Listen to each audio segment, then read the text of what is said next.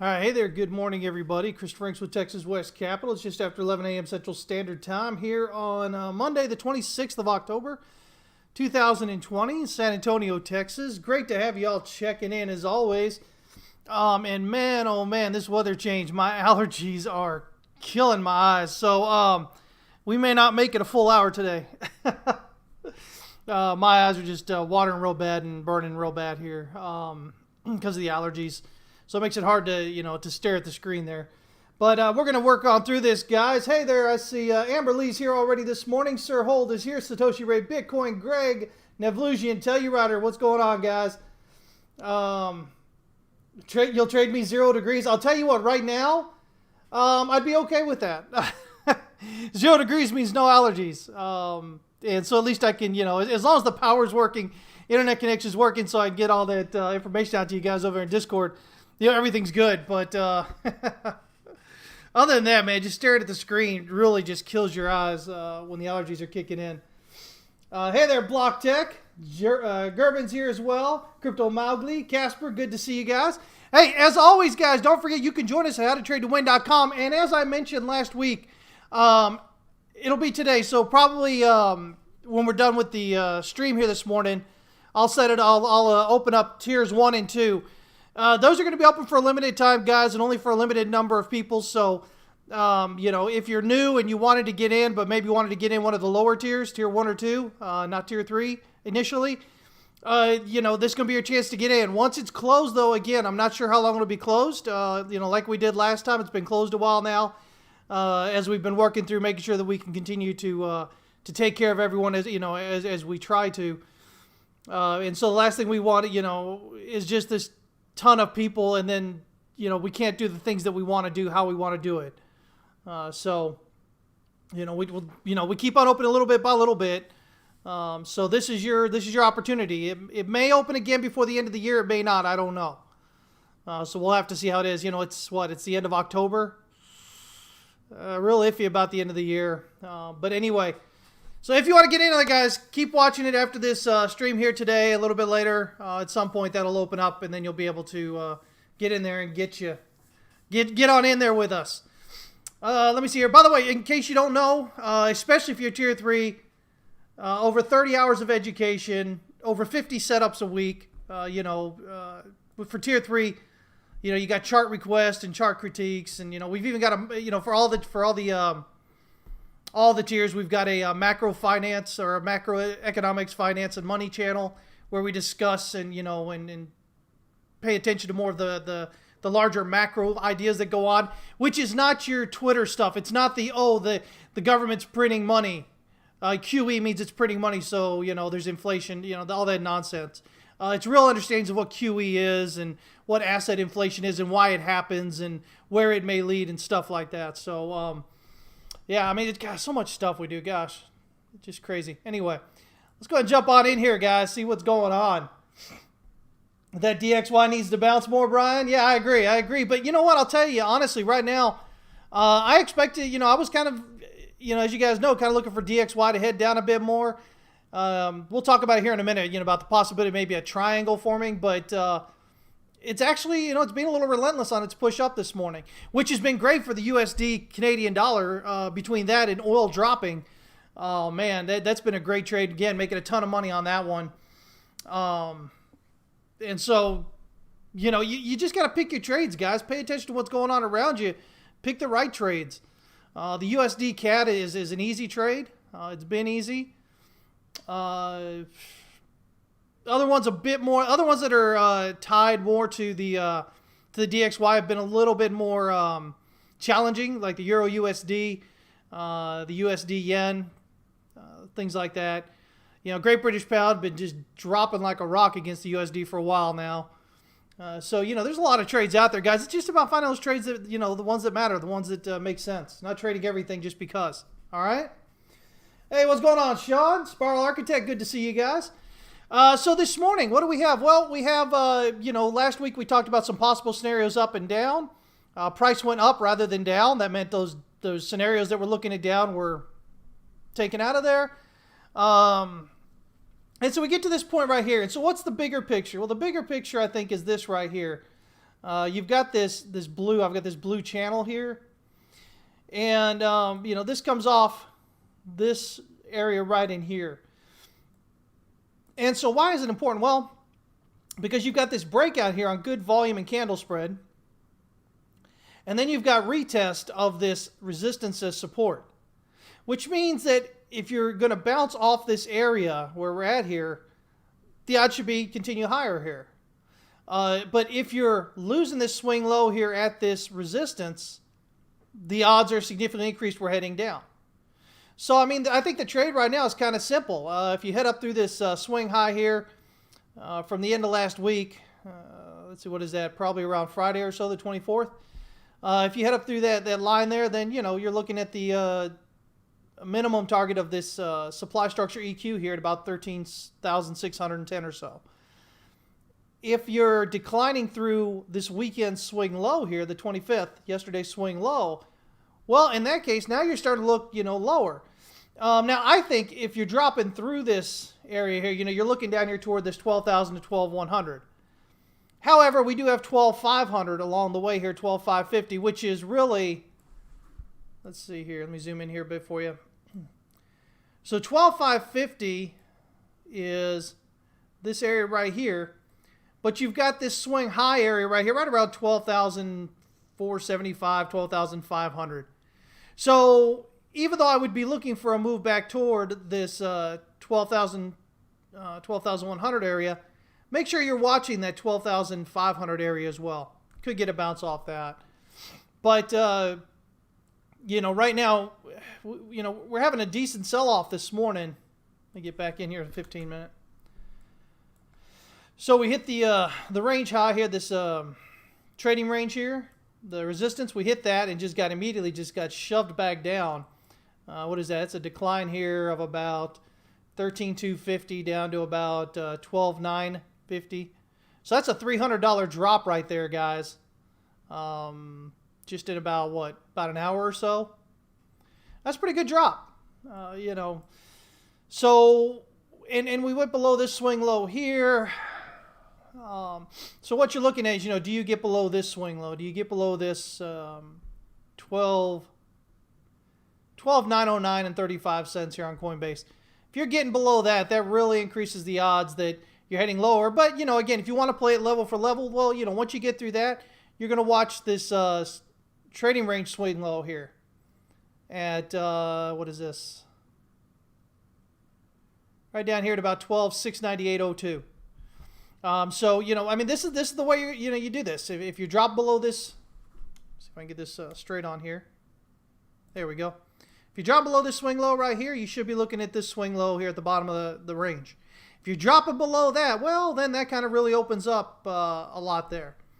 Again, you start looking at this 12,500, 12,550 kind of area, which coincides with this channel's EQ here. And channels alone, channels, if you're dropping through the, or you get rejected at the channel resistance, your next target based on that channel is its EQ. And if you drop below that, then your next channel is, your next target is that channel support. And so that just kind of aligns with that 12,500, 12,550, followed by the 12,000, 12,100 targets there. Do I think it's complete? I don't think it's done yet. I really think that we test this this high still. Now, we may not. Right now, here's the thing, guys. Right now, we're getting rejected right here at this supply structure. That's where we got rejected at the support on that. And so, always with my structures, we look at the EQ usually as the target. If it makes it back up into there again, we'll look at that EQ. And if it happens to get through that, then we start looking at this advance up through that swing high, through that 13,868.44 cents. And so where do we look at that? Well, again, we talked about this ascending support for a while now, since back over here. We said as long as we remain above that, overall we should be looking the upside. I said if we lose this support, well, that then has us looking down here at least to that 9,000, 9,100 area, if not closer down to, 7,400 or 7,000, 6,800 kind of area. So what's important about this channel, though, is that we've got these great, touch of the bottom, touch of the top, touch of the bottom. we could potentially get a touch at the top here around that 14.2, 14.3 area. Now, if we're doing that, again, I think with how far along the indicators are, especially if we jump over here into the weekly, we're breaking up into overbought here. We're about to break up into overbought. So the idea being that we would get a weekly advance through it and then close that weekly back below it, creating a bearish SFP right here, sending price back down. Now, that doesn't mean it has to go way on down here to the bottom, though it could. What it would suggest is at least a pullback.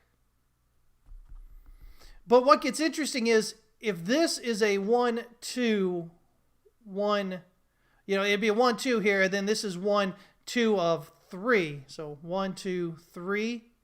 And this is, 1, 2, working like that. That opens up some interesting possibilities here. But again, here's my big concern about all this. Everything else out of the way, guys. I know everybody wants to be bullish, and holy crud, man. Some of the bigger names that you guys follow on there, they should be slapping themselves for how stupid they're getting at the moment. All-time high by the end of the month. I mean, are you kidding me? I mean, that's not even hopium. That's pretty much ridiculousness there. Can I say it won't happen? No, I can't say it won't happen. But the odds of something like that happen are so incredibly tiny that it shouldn't even seriously be considered as something that you're trading toward.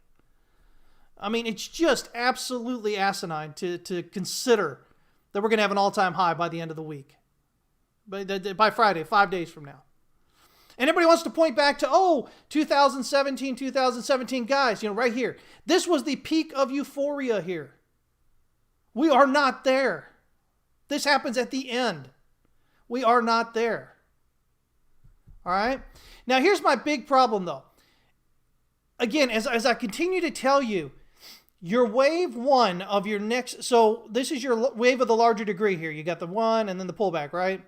So your subwave, your first subwave, wave one of that next wave of the larger degree, most often ends right around this area right here.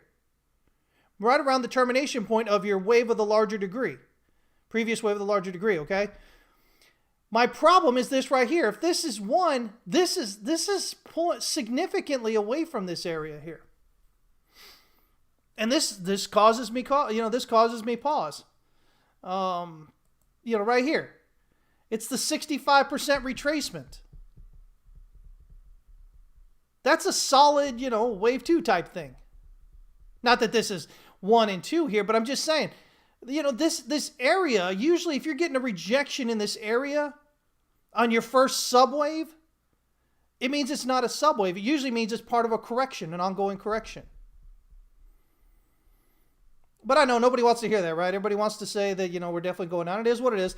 I'm just trying to help you guys understand where I'm coming from when I'm looking at this. It isn't just that I want to be bearish or just that I'm pulling something out of my rear end here.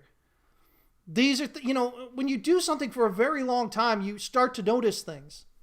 Now, does this guarantee that this isn't a 1-2 here? Not at all. Not at all. It doesn't guarantee it's not. But when you're trading, you should be trading the odds. You should be, again, it's looking for those higher confidence trades. And so, not that this is a trade, this big thing here, but this is the same idea when you're looking at, okay, where are we potentially at in terms of the larger movement? You want to give more attention to the higher probability stuff, which means stuff that usually happens.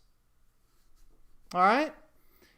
And so the fact that if this is the first subwave, the fact that it stops so far away from the termination point of this previous wave of the larger degree really brings into question that this is a 1-2.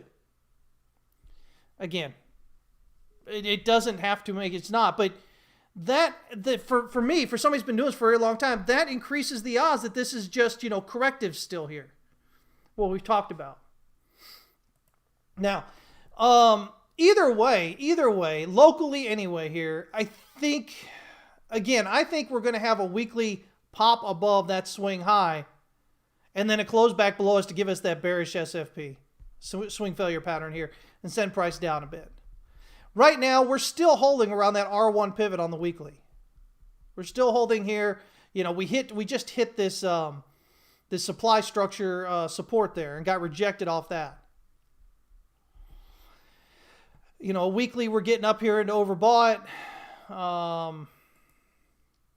3-day we're topped out and overbought here on Stochk RSI. RSI right now is showing bearish divergence on the 3-day. As we've made higher highs in price but lower highs there on that. Daily, again, same idea here. Lower highs gives you a bearish SFP right now, bouncing off, topping out there in overbought.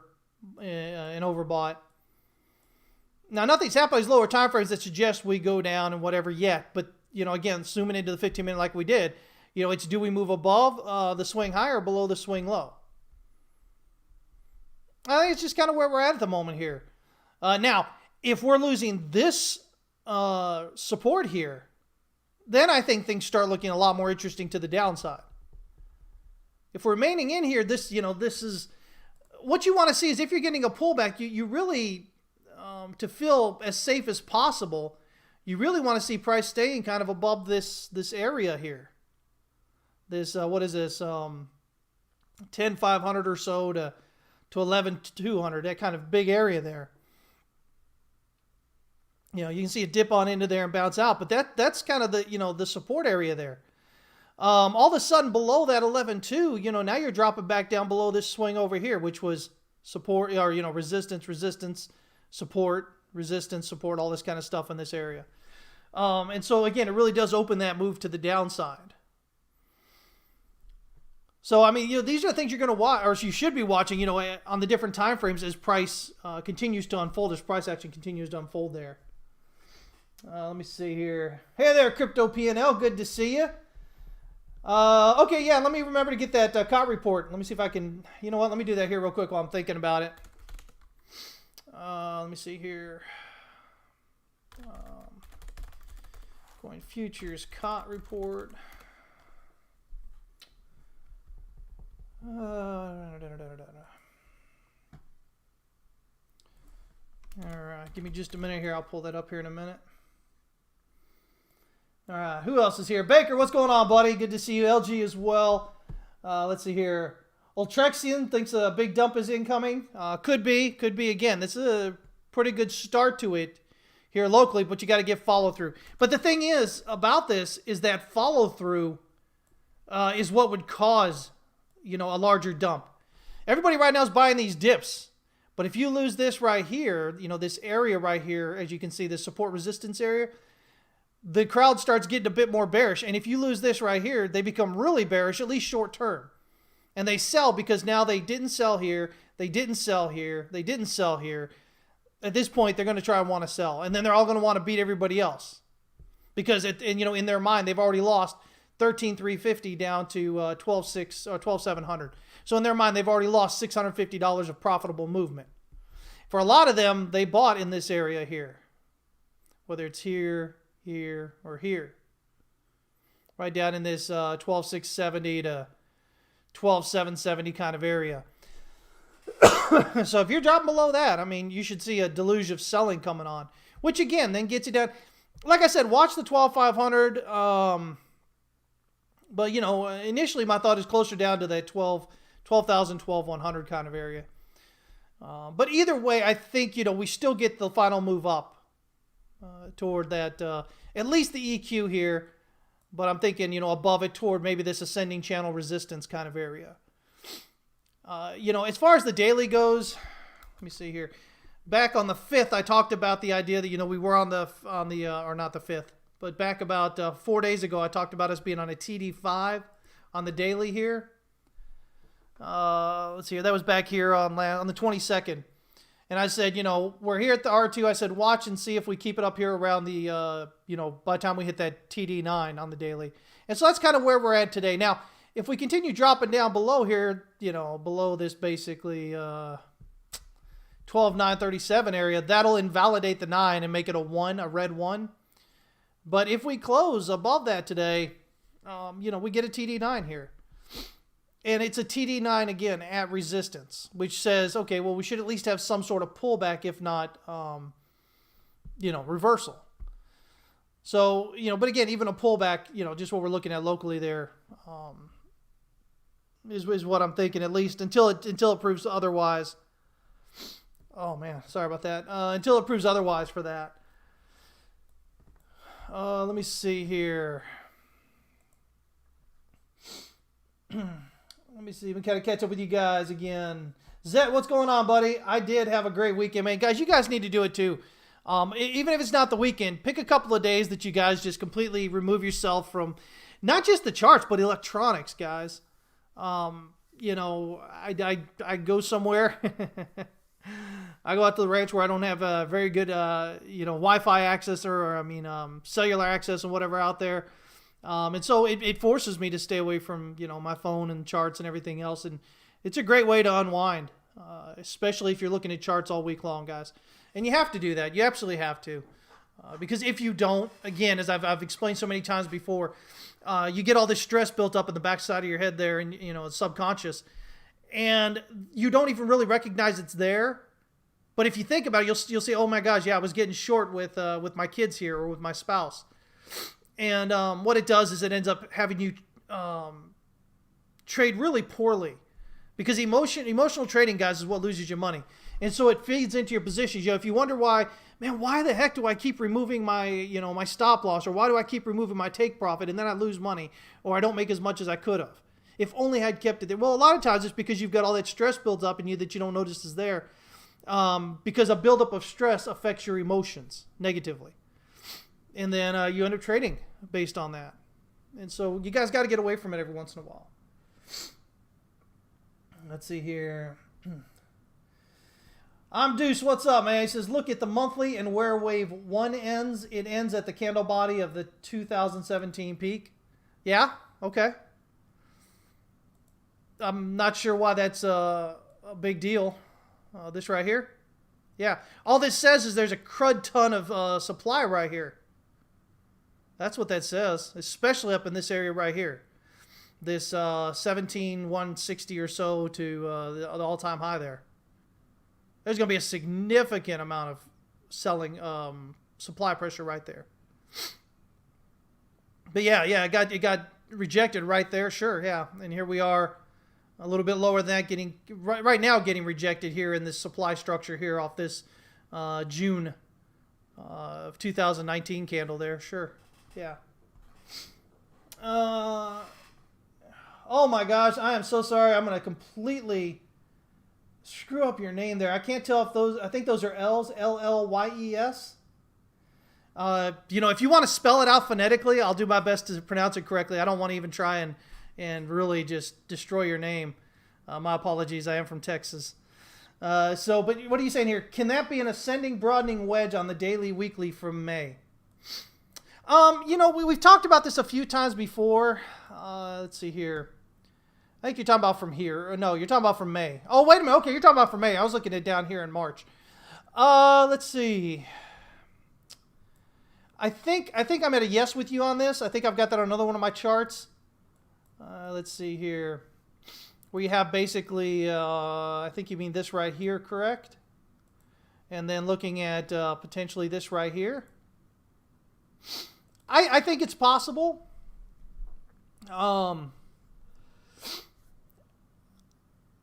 Yeah, I mean, it does set it up as a possibility. Right there. And again, that just brings it up more onto, again, that ascending channel resistance, same area right there around that, 14, the mid 14s or so, low to mid 14s. And so again, if you're losing that support, well, then you're headed down. And the question is, if we look at this, okay, so what is it? Well, I mean, again, we've shown you there is a 5 count. There is a possible 5 count up through here. So if you saw that as an A and then a B as a triangle right here, well, all of a sudden you get this potential, maybe a 1, 2, 3, 4, and then working on 1, 2, 3, 4, 5, and then you get an A, B, C. Just as a possibility. I'm not saying that's what it is, but I'm saying there is a count that is there. And if that's the case, maybe it's more of a maybe it's more of this here. Or even, I don't know, I guess even you could, if you were looking at this here, I think you might be able to look at like this even as an expanded flat. But if or not expanded flat, but as a ascending wedge. But here's the thing: if this is an ascending wedge, then what you should be looking for is a deep pullback on it. If this is 1 and this is a 2 and this is a 3 and then you get a 4 and a 5, well, this should be a pretty deep pullback into this 11,500 maybe, something like that, 11,300. If this is that, usually you're going to get a deeper pullback. But you know, it is possible if we're looking at it. Sure, I think it's possible.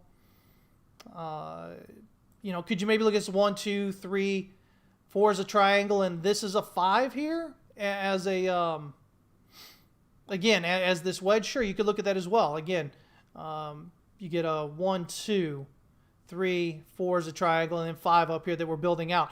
Another count that I've talked about before. But see, there's a lot of different counts right here. And unfortunately, I think most of the people when they're counting right now, they're kind of looking at their bullish emotional bias, which makes them kind of discount anything other than something that says that it moons tomorrow or makes an all-time high by the end of the week, stuff like that. You know, guys, again, I can't tell you it won't do that. But, you know, again, the probability of it doing so is so significantly insignificant, so significantly small, that it really shouldn't be something that a trader would normally trade on. And again, the reasoning for that I've seen a few people give is, 2017, and look over here, it only took a few days over here to go so high. But again, guys, peak euphoria here. This is not going to be peak euphoria. If this is peak euphoria, guess what? You're going way the hell down. You're probably going down below $1,000. I mean, you can't have your cake and eat it too, you know, when you're trading in that way. You can't get peak euphoria down here and expect the price is still going to skyrocket way up here. It doesn't work like that. So, you know, just some, guys, just some things to think about there. Again, oh man, look at it, it's dipping down there below. Yeah, it's still pressing hard. We got supply still coming in. There was a note here recently that there was a significant inflows coming. I mean, there was outflows going, but there was a lot of inflows going as well into the exchange, which again makes sense. You know, this again where it hit here, where it got rejected at, is the support on this the supply structure from back in June. So yeah, I mean, you know, people are going to be selling in that area. But at this point now, guess what, guys? From the 24th of October, toward the end of last week, we've got a downtrend right here. Locally, we've got a high, we've got a low, we've got a lower high, we've got a lower low now. So now we are in a downtrend locally. That would give us a base channel that looks kind of like this right here.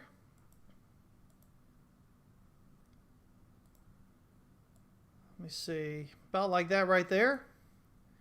And so if you're getting a breakdown of this base channel, you know, that's where you really start going, okay, well, I guess, you know, this is the top for a minute. If you're getting a breakdown of this base channel here, that would suggest this is a 1-2, and that breakdown would be wave 3. Now, if that's the case, just so you guys have a heads up here, because, you know, again, I won't see you again till Wednesday, unless you're in Discord with us, in which case, you know, you see me all the time there. You know, if this is going to be a 1-2, if you get this breakdown here, that gives you a wave 3 minimum here of 12,491. And that gives you a wave 5 minimum down here of 12,300 at the, basically at the demand structure resistance here, right here at the top. And it doesn't mean you can't overextend further down into it, but that does give you a 5 count that gets you down toward the lower 12s, at least. You know, there's so many different ways to count this, guys. Again, if you're getting an ABC out of this right here, one of the things, I don't remember if I talked to you guys about it, but I did talk to Discord about it, our members over there.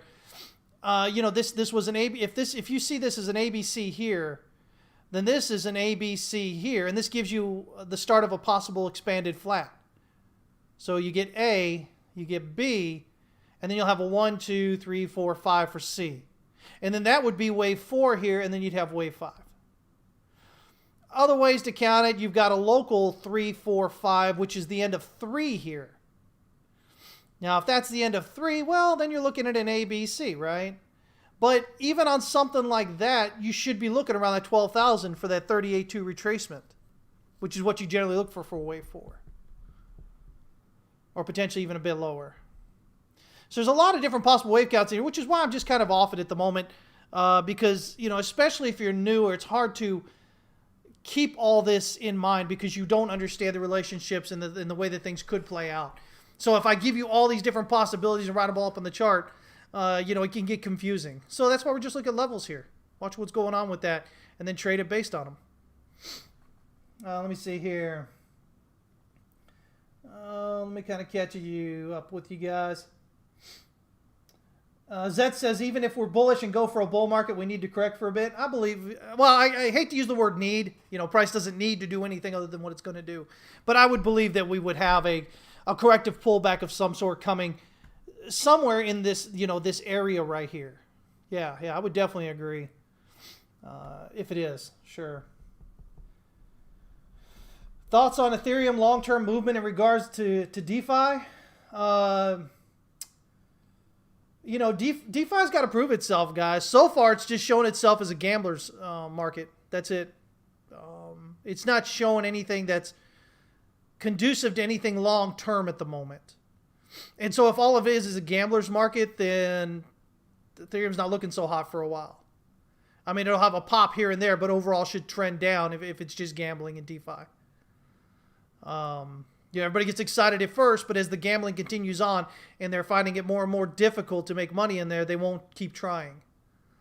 I mean, you know, it's funny. Human beings are funny. You know, they want to get where they want to get as fast as possible with as little work as possible. But at some point, many times they have to go, you know what, listen, I'm just losing my rear end again and again here way too quick.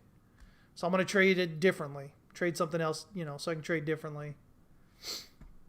If DeFi continues to kick and improves itself for a while, yeah, I think Ethereum's got long-term possibilities. I mean, that said, you know, as long as Bitcoin's going up, Ethereum should go up, really, at the end of the day. I mean, you know, Ethereum is, you know, the second most known cryptocurrency out there, you know, behind Bitcoin.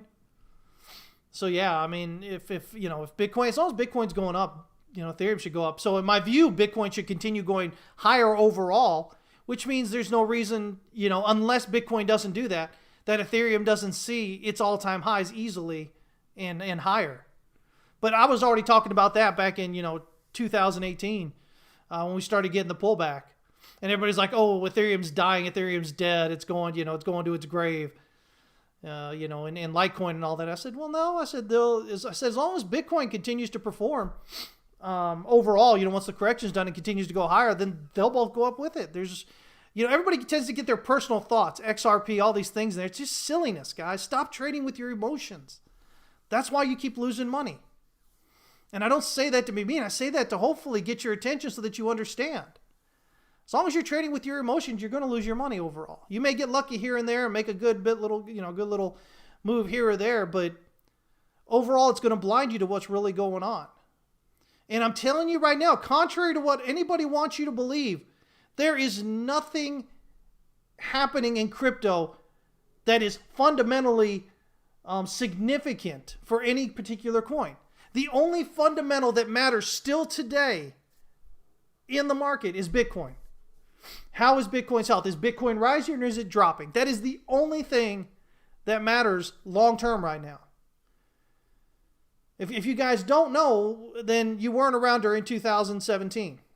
And if you were around during 2017 and you're still arguing with me, then you didn't pay attention in 2017. I'm not saying that things here can't grow and become, you know, more fundamentally significant. But right now, guys, cryptocurrency is a pure speculator's market. People are buying cryptocurrencies, Bitcoin, everything else, because they expect that it's going to go higher in value. Which is funny because then out of the other side of their mouth, they say, oh, well, it's gonna unseat the U.S. dollar and it's gonna become the world's default currency. Also, they're nonsense. Guys, I'm telling you right now, it's not gonna happen. The only way that happens, maybe, is if all these large governments are destroyed and everybody's just kind of living without a government. Otherwise, as long as there's governments, especially large ones like, Japan and Great Britain and the U.S. and Australia and China and everything else, there's no way Bitcoin is going to become any kind of default worldwide currency. Because they won't let it. It doesn't benefit a government in any way to have people transacting in Bitcoin. You absolutely have to understand this. Governments are going to do whatever they can do to remain in power. And once they're in power, which they are, then they're going to continue to consolidate that power. They're going to continue to grow that power. They want more. Nowhere in the history of governments do governments give up power. They don't want to give it up. And the funny thing about that is the more power they get, the more paranoid they become, which means the more rules and regulations and laws they start throwing down on their citizens. And it happens until finally the people decide they don't take it anymore, or another country comes and invades and takes them over, and then it does its thing, But I don't think that's going to happen at this point. I think there's a little shakeup coming, but I don't think that the dollar is going to go out of business anytime soon, or that that these large central planned governments here throughout the world are going to lose who they are. If you just look at what a lot of this nonsense going on with this what's it called, with the not the rioting, but the demonstrating and whatever out there, it's about getting government to do more. People want the government. People want to give the government more control over their lives.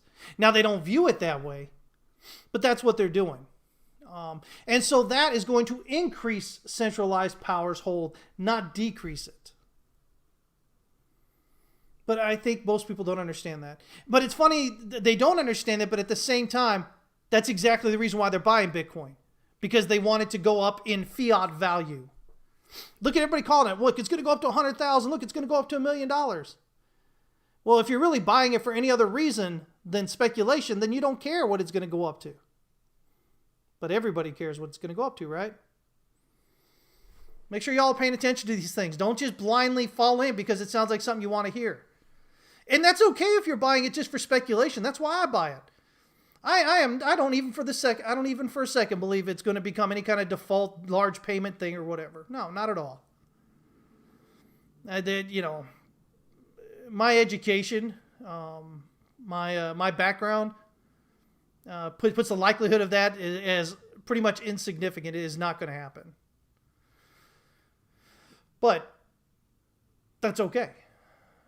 Because as long as you're increasing your fiat, then you're increasing your wealth. You use your fiat to buy assets, then hopefully that you'll be able to continue to hold with whatever may happen at some point, probably not in my lifetime.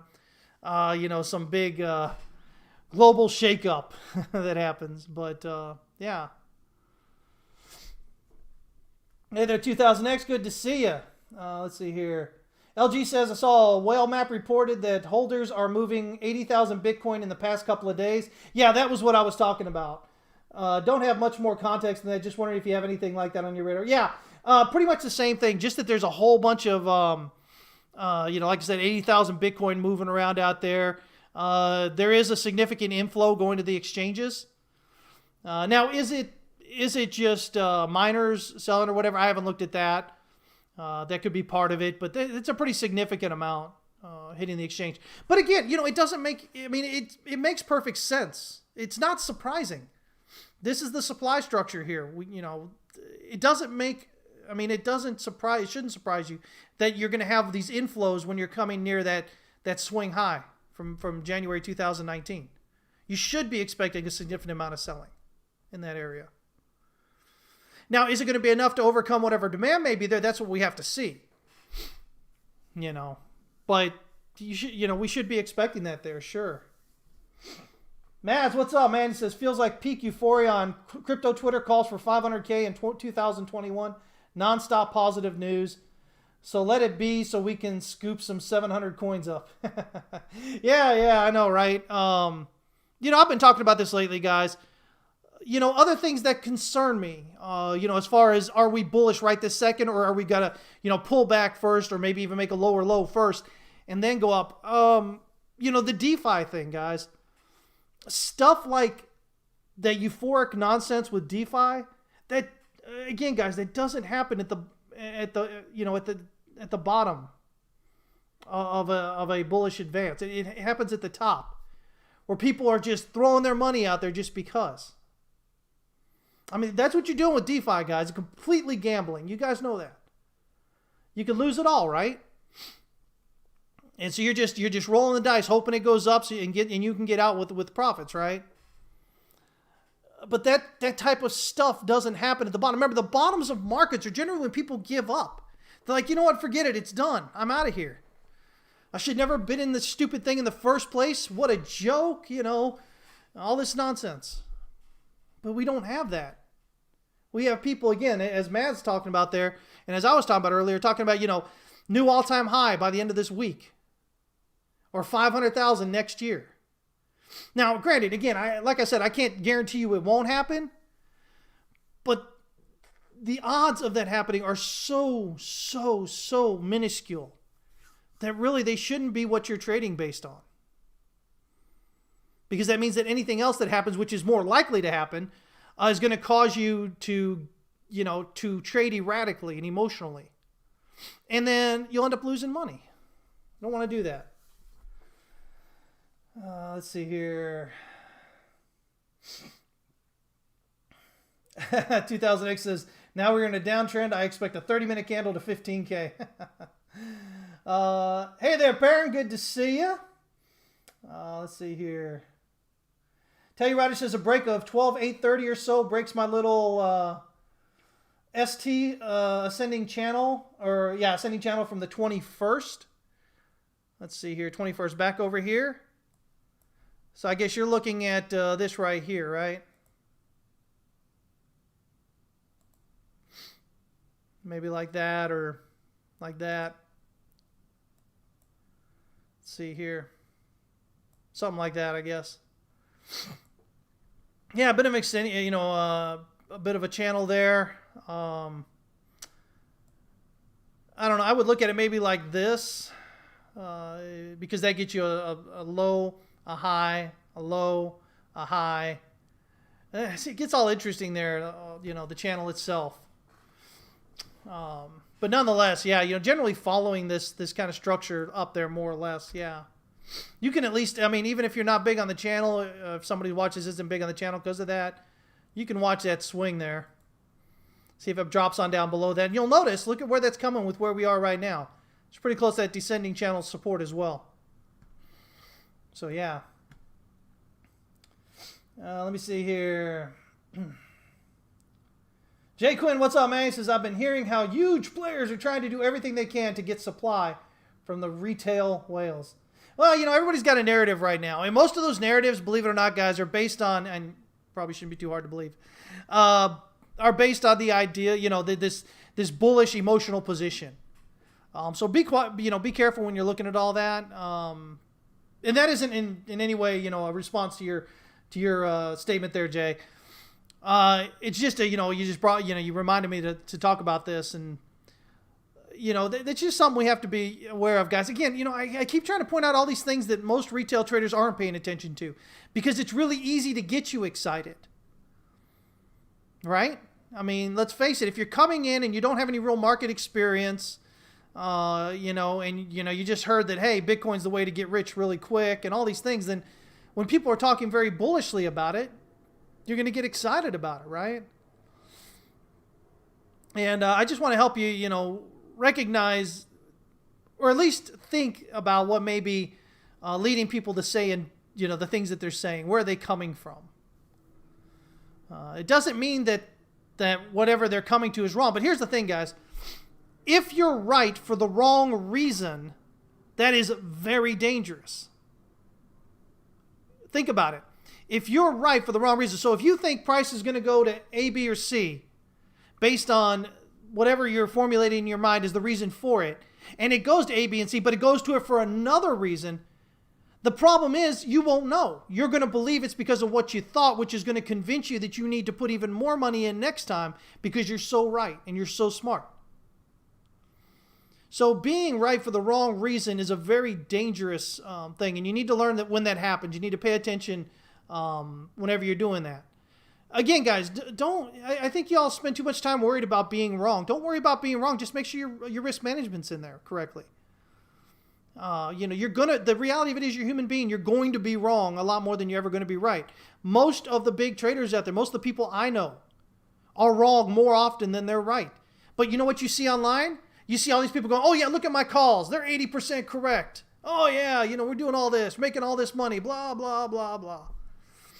Well, sadly, most of those, even if they end up being, 70% or 80% correct, which for the most part, I don't believe most of that. Yeah.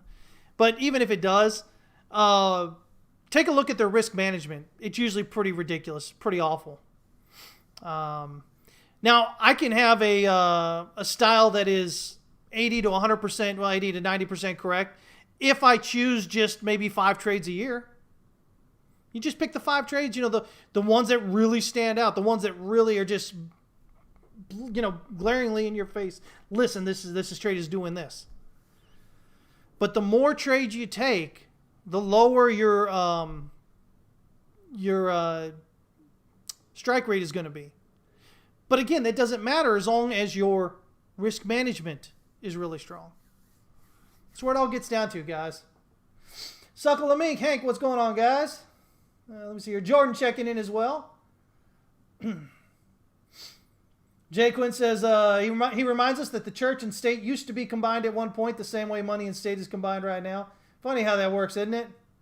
Amdu says it benefits governments to be able to trace transactions, and Bitcoin is way more transparent than fiat. Exactly. Same thing I've been mentioning, guys. A lot of we still hear the argument, Bitcoin's going to get us away from them because it keeps our transactions private. Man, that's so much BS. Tor isn't even private anymore, guys. You guys know that if you're on Tor, if you're on, that onion web there, the FBI can track you, right? That's not the dark web, right? That was a few years ago they broke into that. How do you think they got that? That's how they got that huge pedophile ring, which I'm sure we're all excited and glad about that. Sure. But if you're on the dark web, on Tor because you think that you're anonymous, if you're using Bitcoin or other anonymous cryptocurrencies because you think they're anonymous, and if they're anonymous today, they won't be anonymous tomorrow, guys. I'm telling you now. The government doesn't want it. If they don't want it, they're going to make sure that they find a way to make sure that doesn't happen.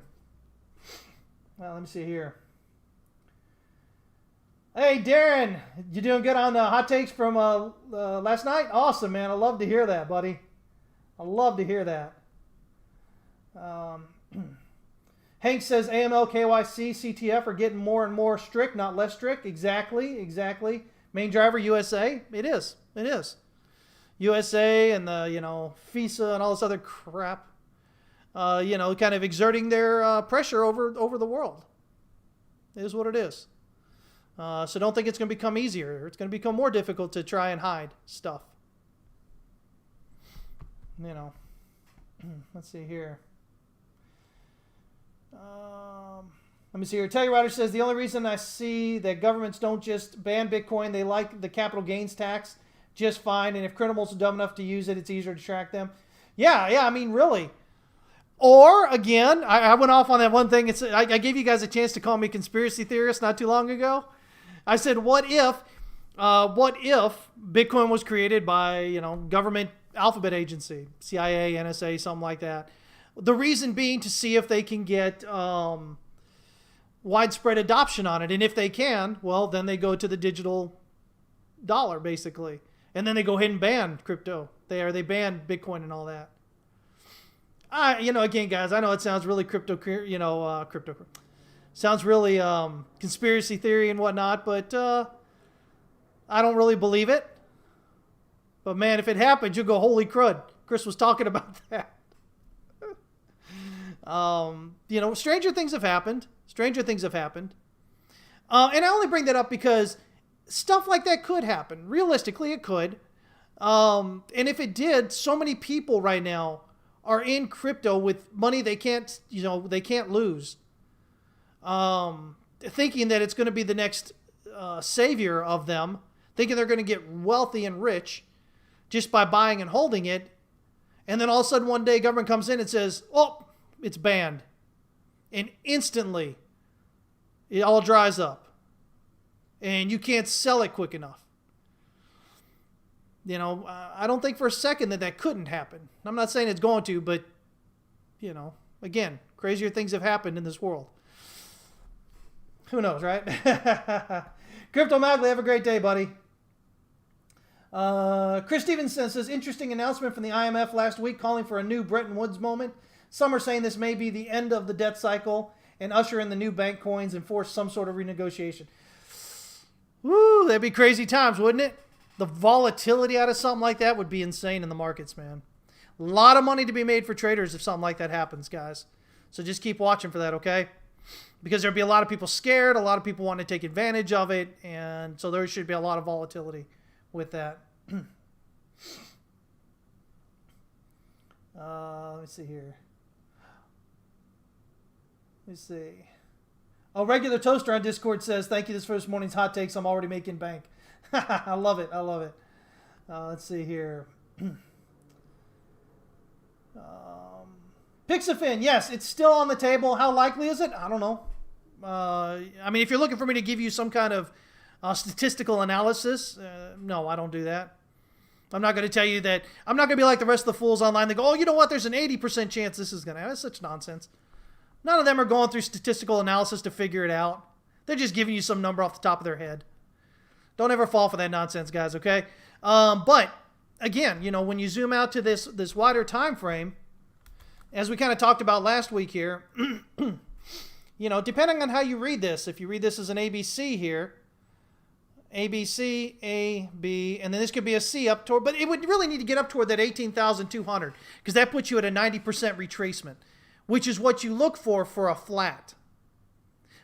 But if you look at this as maybe 3, 4 is a triangle, 5 down, so you got 5 down as an A, well, things start looking interesting then because A, B, this could be a C right in this area here and finish off B. So then you have A, you have B, and then you have this zigzag correction. And then you have C, which should at least get down to 2,400.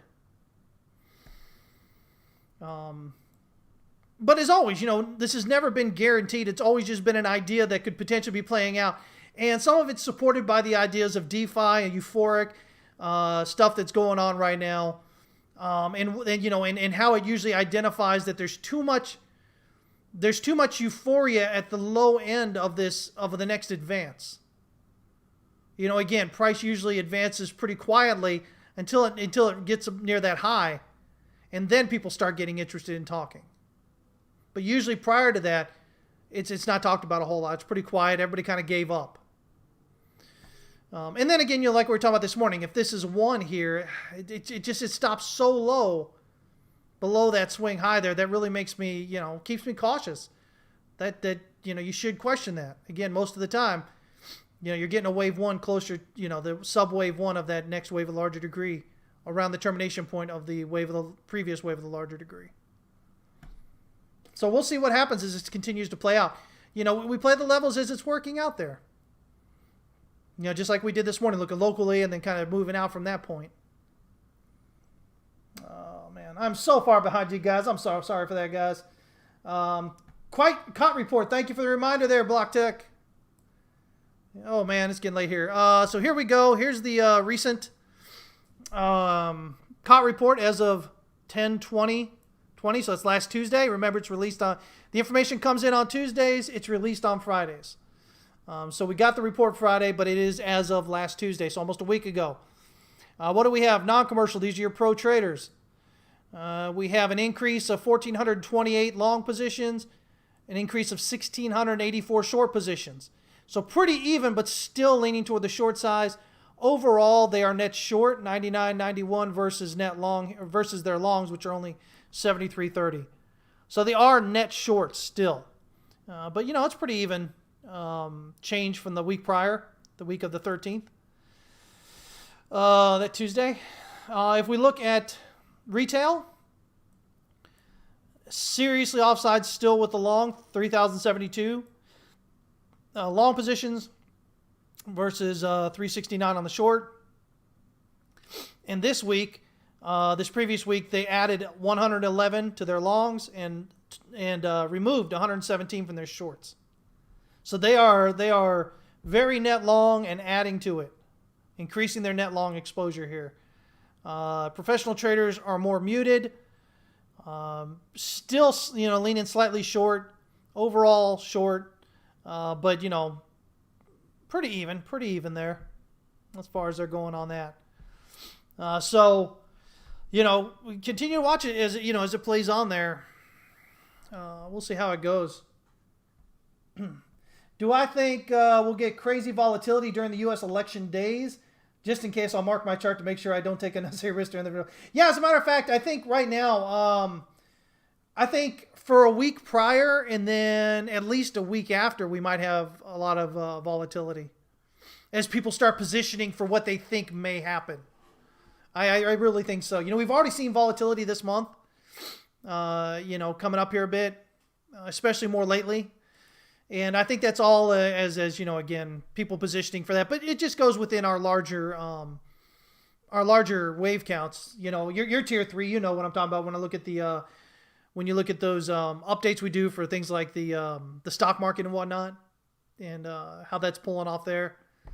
So yeah, I think really coming up to the presidential election, we'll probably have a lot more positioning going on as well for that.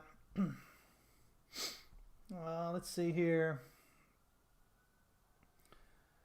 Let me see here. Let me catch up with you guys.